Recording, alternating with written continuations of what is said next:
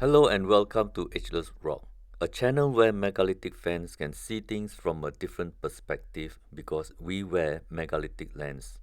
In this video, we are going to check out a temple called Besakih Temple.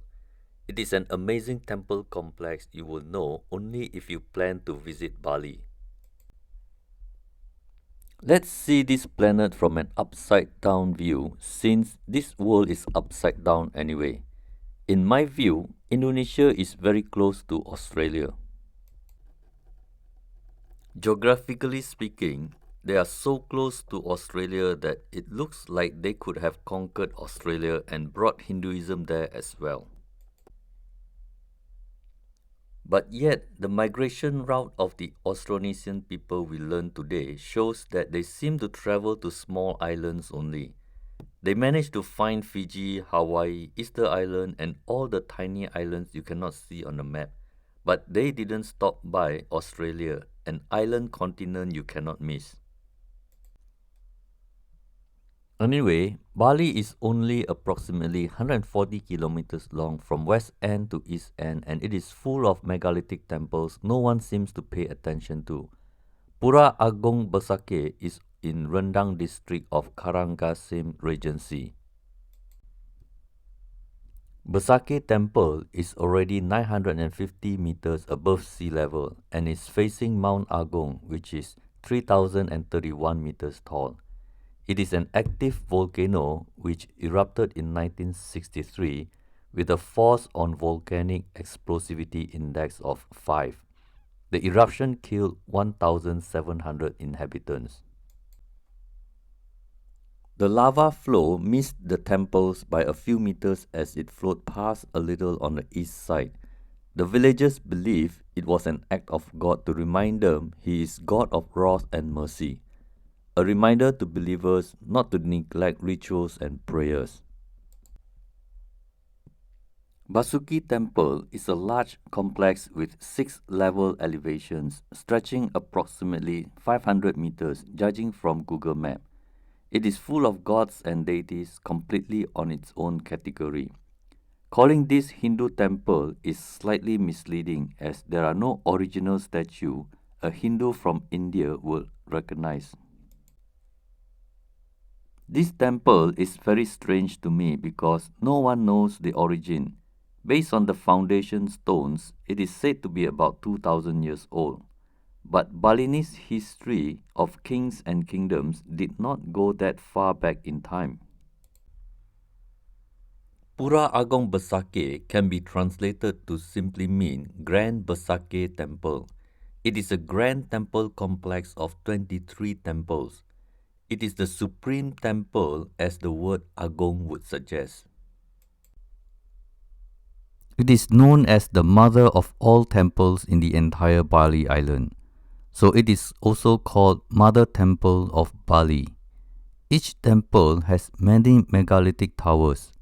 So there are easily over 100 towers within the complex alone.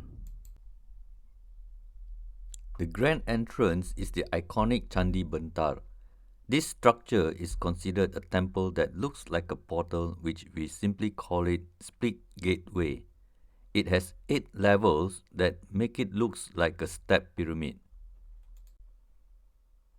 Just like Incas in Machu Picchu, the Balinese had megalithic steps to reach the next level. Luckily, they didn't plant corn or rice. Otherwise, archaeologists will say it is for agriculture. Pura Agung Besakih is a large temple complex which can be divided into 6 elevations. Coincidentally, I can see the same at Machu Picchu. If my counting is right, then the concept of Besakih Temple and Machu Picchu might be worth investigating. The original religion of Bali is completely different from Hinduism. When Islam was introduced in Indonesia in 8th or 9th century, the spread was slow. It accelerated in 15th century and the persecution of Javanese Hindus resulted in Hindus seeking refuge in Bali Island. A statue like this might look like Dwarapala in Hinduism.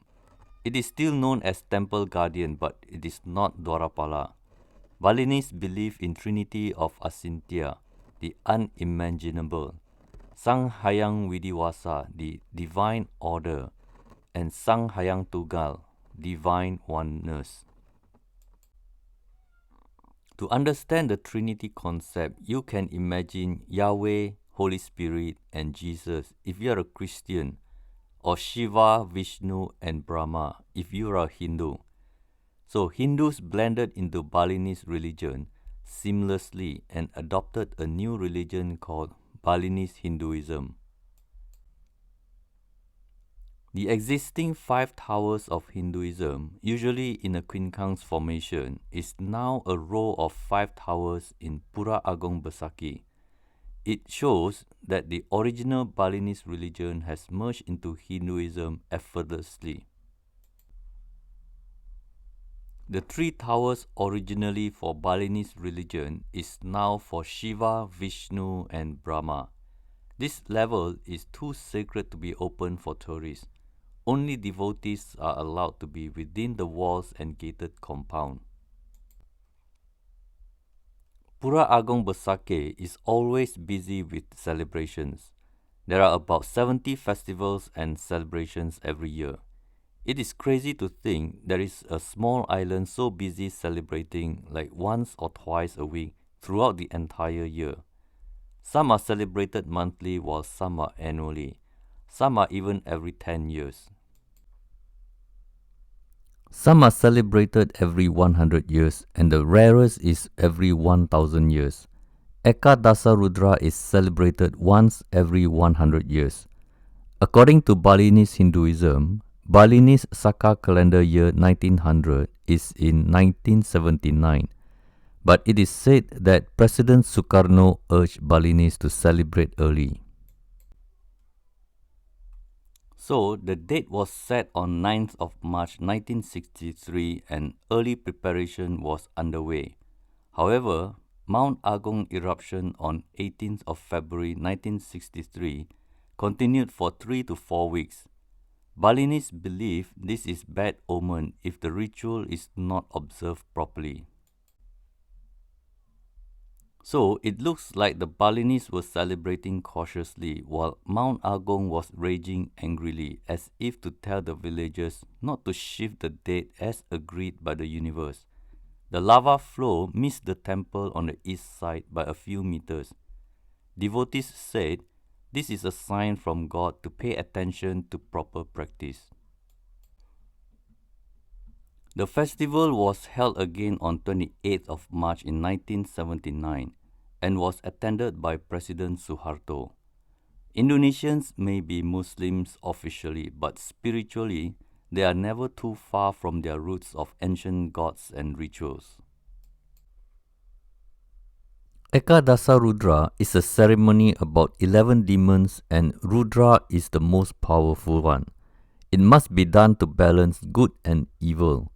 The seen and the unseen must live in harmony. Otherwise, there will be chaos in the universe. That is why the ceremony takes 11 weeks to complete. This makes me wonder if it is possible that Javanese abandoned Borobudur Temple, Prambanan Temple, and all the megalithic temples in central Java because of Mount Merapi occasional eruptions, which are far less disruptive than Mount Agung or Mount Tambora. According to Balinese story, there was a priest or sage by the name Markandeya who came from South India in the 8th century and settled in Mount Dieng. Then he moved to Mount Raung. It was here that he heard a magical voice telling him to go to Mount Agung. So he went with an entourage of 800 men. Some say he didn't cross to Bali because Bali and Java was not divided by a strait. That leads me to think it was a story of antediluvian times. However, Markandeya didn't perform any ritual and started clearing land and taught the locals about agriculture. But his entire group died in a pandemic.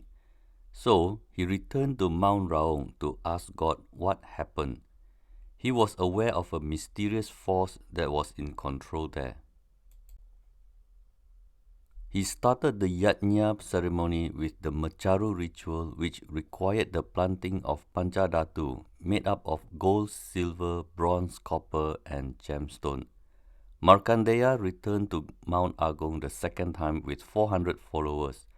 This time, he performed the yajna ceremony prior to clearing land for agriculture, and everyone was safe.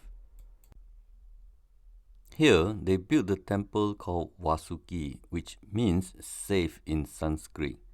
Javanese call it Basuki and evolved to Besakih in Bali. This story may have its minor variations, but it is the reason why you see yajna ceremony is still being performed today before land clearance for any reason. You can zoom in on Google Map and see about 18 temples of the 23 temples. Pura Batu Made is dedicated to Brahma. Pura Kiduling Kretek is dedicated to Vishnu. And Grand Pura Agung Besakih is dedicated to Lord Shiva. However, do bear in mind that there are no Hindu statues you would see in a typical Hindu temple. With Pura Gelap Besakih facing Mount Agung and Pura Ulun Kukul at the opposite end, it is considered a complete divine architecture of the four corners. Besakih is a very underrated ancient temple with no known rock-solid, unquestionable history. Legends and myths abound, all giving you a sense of something happened during a time before Ice Age. A lot of knowledge seems to be verbal and handed down by their ancestors. It will take forever for an outsider to try to find out all about these creatures we are so unfamiliar with. They have nothing to do with Hinduism. Barong, Leyak, Antaboga, and Rangda, to name a few, will welcome you at Pura Agung Besakih. The carvings are ornate and detailed. Some looks like they were modern edition and done recently. But this one looks original. However, the front makes me wonder if this is melt and mold technology, just like what most megalithic fans already believe. Dragons with large eyes and extra long teeth at the back instead of the front is rather unique to me. The deities and human hybrids are obviously not directly from Hinduism. Unlike in Cambodia, the city of Angkor is full of statues and carvings depicting the typical Hindu gods and deities. As for me, I remain skeptical that Balinese who lived here about a century ago were primitive by Western standards, but were obsessed with megalithic temples that will require millions of stones from unknown bedrock quarry. If Europeans and Hindus were to record all the myths and legends and then leave them alone with their original rituals and ceremonies, we might be closer to the truth today. Well, that's all for today. I hope you enjoyed this short presentation on Pura Agung Besakih. See you in the next video and have a wonderful day. This is Berniong signing out. Om Shanti Shanti Shanti Om.